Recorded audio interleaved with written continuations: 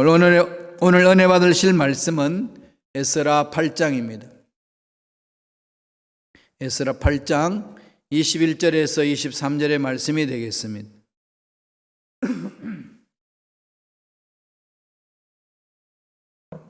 다 같이 8장 21절로 23절의 말씀 합독하시겠습니다. 그때에 내가 아하와 강가에서 금식을 선포하고 우리 하나님 앞에서 스스로 겸비하여 우리와 우리 어린 아이와 모든 소유를 위하여 평탄한 길을 그에게 간구하였으니 이는 우리가 전에 왕에게 아뢰기를 우리 하나님의 손은 자기를 찾는 모든 자에게 선을 베푸시고 자기를 배반하는 모든 자에게는 권능과 진노를 내리신다 하였으므로 길에서 적군을 막고 우리를 도울 보병과 마병을 왕에게 구하기를 부끄러워하였음이라. 그러므로 우리가 이를 위하여 금식하며 우리 하나님께 간구하였더니 그의 응낙하심을 입었느니라. 아멘. 이 말씀으로 에스라가 선택한 길이라는 제목으로 은혜 말씀을 나누겠습니다. 에스라는 시기적으로 두 부분으로 나눕니다. 예루살렘으로 포로 귀환했던 사람들이 성전 건축하고 다음에 성도들 이스라엘 사람들의 마음을 하나로 뭉치고 다음에 성벽 건축하고 이거 하는 게 하루아침에 된 게 아닙니다. 단계별로 된 거죠. 시간차를 두고서 이런 부분들을 이제 순서적으로 기록해 놓은 것이 에스라입니다. 에스라는 1장에서 6장까지는 스룹바벨 중심으로 1차 포로기하는 사람들이 성전을 건축하는 것, 이 부분이 중심으로 되어 있습니다. 7장에서 그 이후부터는 에스라 중심으로 포로 귀환에 대한 이야기입니다. 포로 귀환을 해서 뭘 했겠어요? 에스라는 스룹바벨이 성전을 건축했으니까 에스라는 말씀 회복 운동을 하는 거죠. 말씀 회복 운동을 한 부분입니다. 그러니까 건축을 하자고 움직였던 것이 스룹바벨이라면은 건축한 곳에서 성도들이 이스라엘 백성들이 하나님을 잘 섬기기 위해서 모여야 된다라고 강조한 사람이 에스라입니다. 어떻게 모일 거냐? 성전 중심으로 하나님이 모세에게 하신 말씀, 그 말씀을 붙들고 살아야 된다. 그래서 에스라는 말씀 운동이에요. 나중에 느헤미야가 나올 거예요. 에스라 다음 느헤미야가 있잖아요. 느헤미야는 성전 건축하고 말씀 운동 이렇게 하는데 이방족들이 쳐들어와 가지고 성전을 더럽히게 하는 일들을 막을 수 있는 성벽을 이제 완성하는 것. 이렇게 해서 포로에서 돌아온 사람들이 예루살렘 중심에서 성전 중심으로 살아갈 수 있는 일들을 완성시켰습니다. 이 부분이 이제 크게는 둘째 영역 부분이죠. 에스라 중심으로 2차 포로 귀환을 해서 주로 나눈 것이 말씀 회복 운동입니다. 8장 15절 한번 다 같이 볼까요? 어떤 모습으로 그들이 이루는지 다 같이 읽겠습니다. 내가 무리를 아하와로 흐르는 강가에 모으고 거기서 3일 동안 장막에 머물며 백성과 제사장들을 살핀즉 그 중에 레위 사람이 한 사람도 없는지라. 8장은 구체적으로 어떻게 옮겼는지를 설명을 하고 있어요. 몇 명이 돌아왔을까요? 연구를 해보니까 약 9천여 명이 됩니다. 9천여 명이 되는 사람들이 긴 여행을 시작해서 온 거죠. 그래서 아하와로 강가에 모여가지고 이제 우리가 정비를 하자. 정비를 해서 들어가자. 정비하려면 어떻게 해야 되겠어요? 사람들을 쉬게 하고 또 하나는 앞으로 예루살렘 들어가가지고 우리가 해야 될 일들을 준비해야 되는 거 아니겠어요? 그 레위인을 찾습니다. 왜 그러죠? 하나님 중심으로 써야 되니까, 성전 중심으로 써야 되니까. 북쪽 이스라엘이 하나님으로부터 책망받았던 것은 딱 하나지 않습니까? 우상 숭배 때문에. 그리고 하나님 말씀대로 실행을 안 하는 거죠. 하나님이 모세를 통해서 말씀하신 것들을 지켜야 되는데 그걸 안 지키고 자기 마음대로 하나님 섬긴다고 뛰어나온 사람들이 북쪽 이스라엘입니다. 그래서 하나님이 그들을 배척했어요. 말씀을 거부했기 때문에, 우상 숭배했기 때문에. 그런 상황이 되었기 때문에 이제 남조도 흔들려서 바벨론한테 멸망당하고 포로로 갔는데 돌아오는 길목에 어떻게 해야 되겠어요? 잘못들을 회개하고 돌아서고 올바른 길로 가야 된다라고 선언하는 거지요. 거기에 대한 점검입니다. 그래서 쉬기도 하고 레위인들을 점검하기로 했습니다. 그래서 보니까 레위인 한 명도 없어요. 9천여 명이나 되는 사람들이 레위인이 하나도 없습니다. 그럼 하나님 말씀이 무시당한 거죠. 이방 민족에 푹 빠져서 세상 가치관에 끌려가는 겁니다. 미국 이민 생활하면서 힘들고 어렵고 먹고 살기 바빠서 그 일에 집중하다 보면은 하나님과의 관계 맺는 걸 소홀히 할 수 있어요. 자녀 교육해야 되지, 먹고 살아야 되지, 내 살림 꾸려야 되지, 이런 데 집중하자 보면은 하나님 중심으로 선다는 그것은 그냥 나와는 상관이 없는 것처럼 되어버릴 수 있습니다. 그렇게 가면 망하는 길이죠. 빨리 우린 정신을 차려야 됩니다. 늘 마음판에 새겨야 돼요. 그 나라와 그 의를 구하는 것. 하나님이 책임져 주신다는 이 확신을 갖고 하나님께 매달려야 되거든요. 바벨론에서 살다가 보니까 뭐 그렇게 강조하는 사람도 없고 하나님 앞에 올바로 몸부림치면서 쓰지 않는 이상은 신앙생활을 제대로 못하는 거죠. 그러니까 제사도 안 드리고 예배도 안 드리니까 그 일을 하는 사람이 있을 수가 없습니다. 없다는 거예요. 9천 명이나 되는데. 근데 9천 명을 이젠 이끌고 가잖아요. 가는데 거기에 맨날 며칠을 가야 되는데 보호해줄 군사가 없습니다. 그러면은 도적대한테 당할 수도 있고 이방 민족이 그 사람들을 잡아가지고 볼모로 잡을 수도 있고 완전히 위험에 노출되어 있는 상황입니다. 레위인도 없고 또 하나 뭐죠? 군사력도 없고 보호받을 수 있는 길이 하나도 없는 그 상황 속에서 그 먼 길을 바벨론에서 이라크입니다. 이라크 거기에서 예루살렘까지 걸어서 가는 겁니다.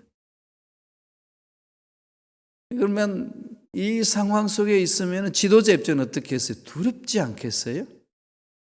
예, 정말 두렵고 떨리는 거죠. 어떻게 해야 되나? 이럴 때 에스라는 뭘 선택했을까요?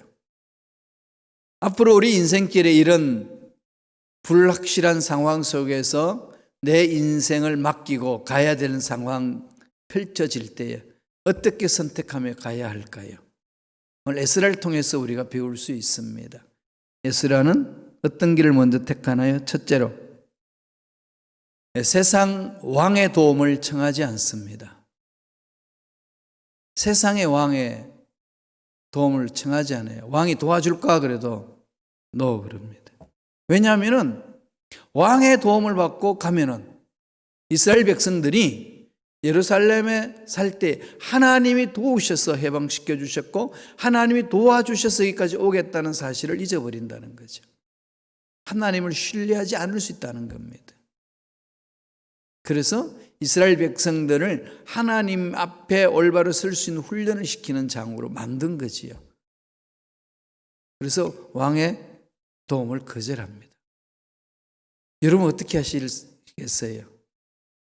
돈도 없고 힘도 없고 백도 없는데 앞으로 남은 인생 살아간다는 게 녹록지 않지 않습니까? 얼마나 힘들겠어요. 그런 상황 속에 선택해야 되는 상황에 놓여 있을 때 무엇을 선택할 것인가? 에스라는 세상에 힘을 빌리지 않습니다. 놀라운 거죠. 이 말씀을 묵상하면서 가만히 저 자신을 돌아봤어요. 이런 상황에 놓여 있을 때 너도 그럴 수 있냐? 참 이 말씀과 실험을 많이 했습니다. 에스라 7장 6절 한번 볼까요? 다 같이 읽겠습니다.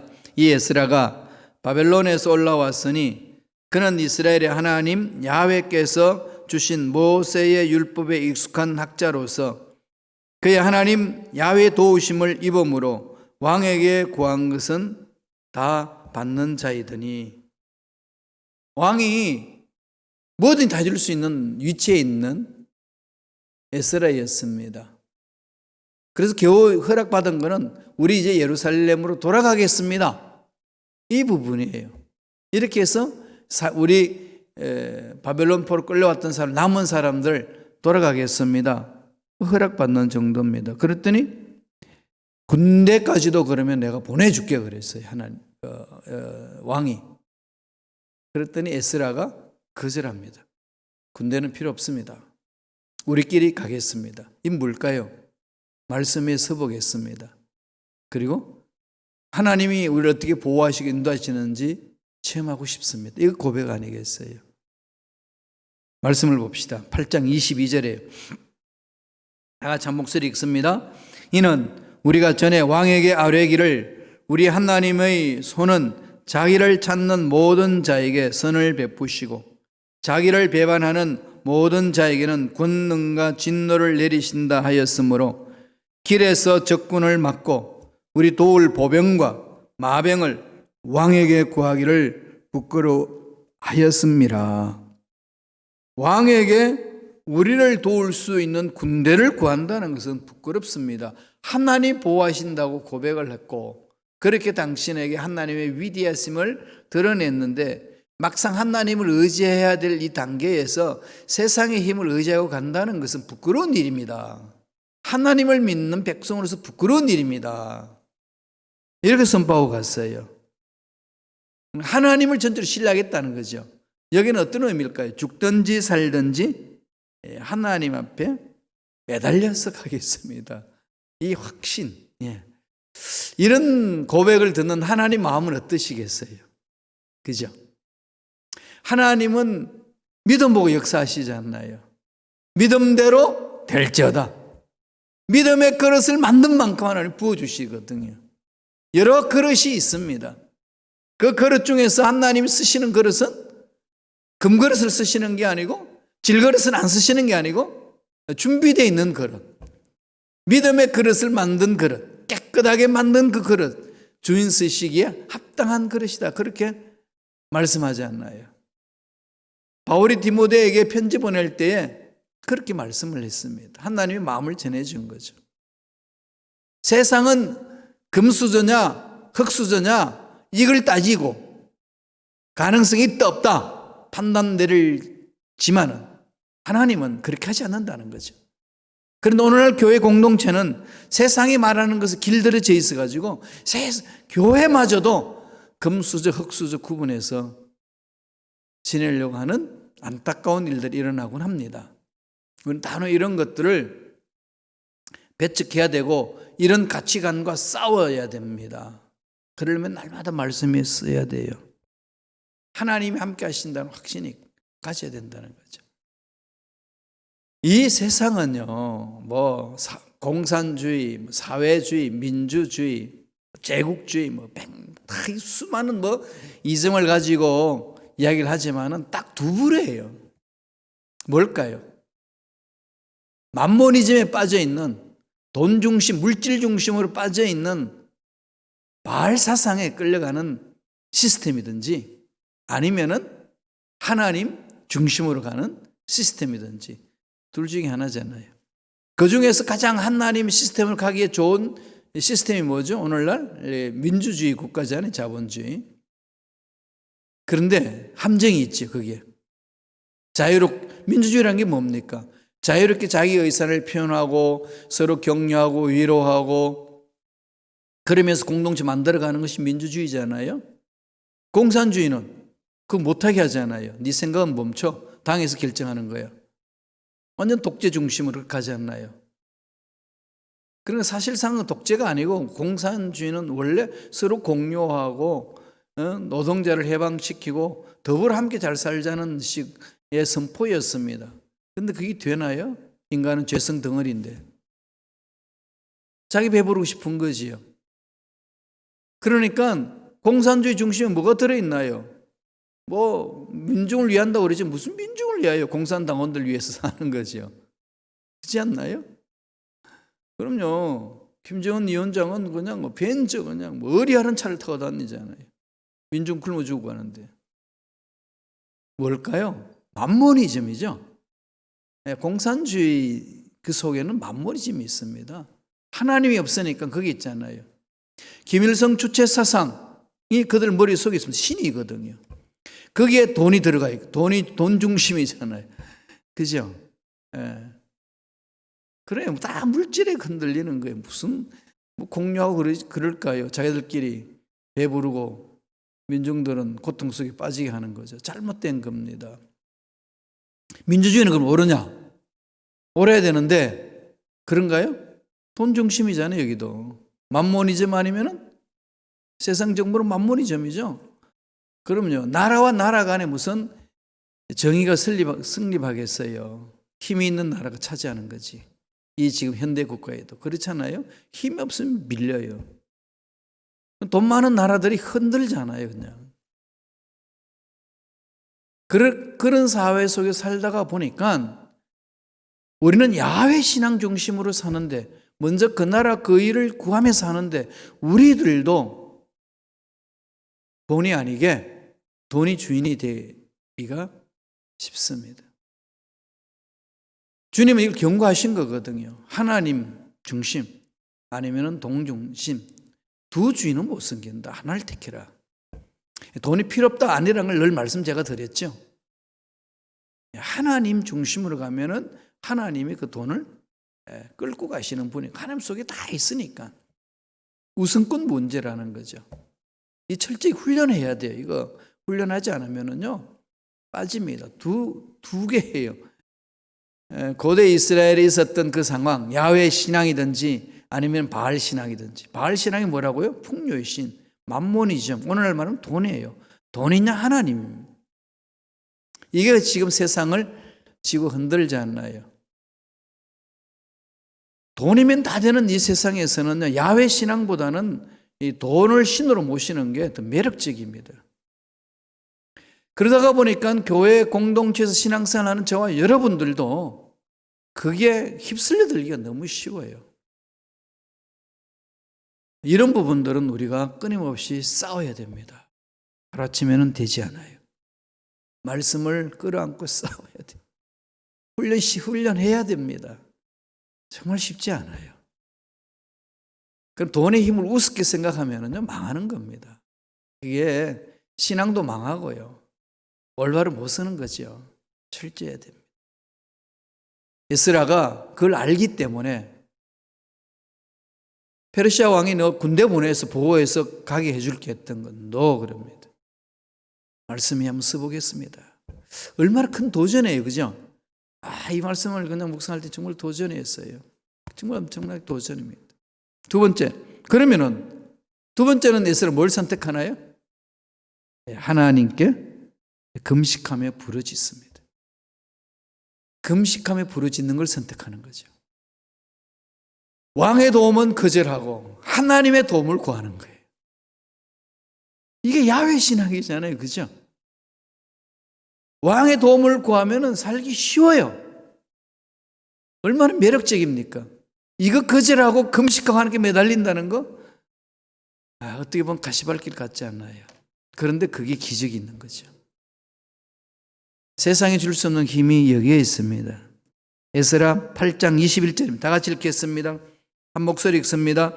그때에 내가 아하와 강가에서 금식을 선포하고 우리 하나님 앞에서 스스로 겸비하여 우리와 우리 어린 아이와 모든 소유를 위하여 평탄한 길을 그에게 강구하였으니 왕의 도움은 거절하고 전능하신 하나님 앞에 나와서 매달리는 거죠. 금식을 선포하고 3일 동안 거기 머물고 있으면서 우리 금식하고 준비하자. 우리 스스로 겸비하자. 하나님이 도와주셔야만이 이 모든 것들을 완성시킬 수 있다. 몸부림치는 거죠. 금식 선포하고 스스로 겸비해서 길을 가는 겁니다. 이런 신앙 가진 자들이 하나님 앞에 쓰임 받는 거죠. 우리 어저께 봤듯이 에스라는 어떤 사람이라고요? 하나님 말씀에 능한 자다. 말씀의 신앙에 뿌리를 내린 자다. 말씀에 그 사람의 삶의 가치관을 형성하게 했다. 삶의 방향도 말씀에 서서 방향을 잡고 간다. 이걸 7장에서 말씀하신 걸 우리 봤잖아요. 그러고 나니까 에스라는 뭘 선택한다고요? 하나님께 매달리는 거죠. 군대 없으면 이방 족속들이 와가지고 해칠 수 있는 그 상황인데도 그 위험을 감수하고 전진합니다. 하나님께. 이런 신앙은 어디서 왔다고요? 모세가 하나님으로부터 받은 말씀을 마음판에 새기고 신앙생활하는 그 자세 아니겠습니까? 출애굽기에서 어떻게 말씀했나요? 볼까요? 14장 13절입니다. 다 같이 읽겠습니다. 모세가 백성에게 이르되 너희는 두려워하지 말고 가만히 서서 야훼께서 오늘 너희를 위하여 행하시는 구원을 보라. 너희가 오늘 본 애굽 사람을 영원히 다시 보지 아니하리라. 하나님께 전적으로 매달리죠. 세상 가치관을 가지고 에스라의 지도력을 보면은 에스라는 무지막지한 지도자예요. 아무 계획도 없고 조직력도 없고 뭐 하자는 거냐 할 수 있는 지도자입니다. 세상 방법은 안 통하는 거죠. 만약에 세상에서 기업을 하는 사람이 이런 식으로 한다, 난리 나지 않겠어요? 예. 세상의 원리 가지고는 이해 못합니다. 그런데 하나님은 그 세상 방법 찾지 말고 하나님 방법을 찾으라고 그러잖아요. 모세에게 뭐라고 그럽니까? 너희는 두려워하지 말고 하나님을 신뢰하라. 홍해 앞에 가로막혔을 때에 얼마나 두려웠습니까?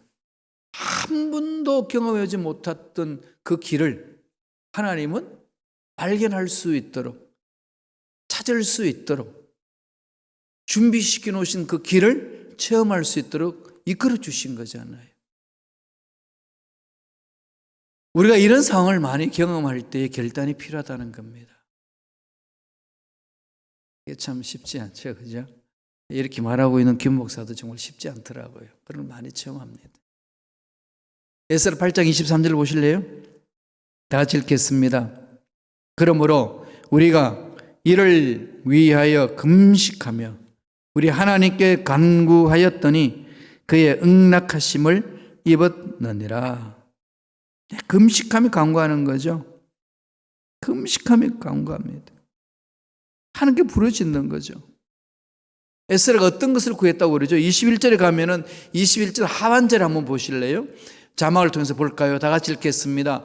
우리와 우리 어린 아이와 모든 소유를 위하여 평탄한 길을 그에게 간구하였으니, 하나님께 간구한 것은 하나님 가는 길목에 군대에 보호받는 것보다도 더 안전하게 평탄하게 가게 하셔서 하나님의 위대하심을 체험할 수 있도록 역사하여 주시옵소서.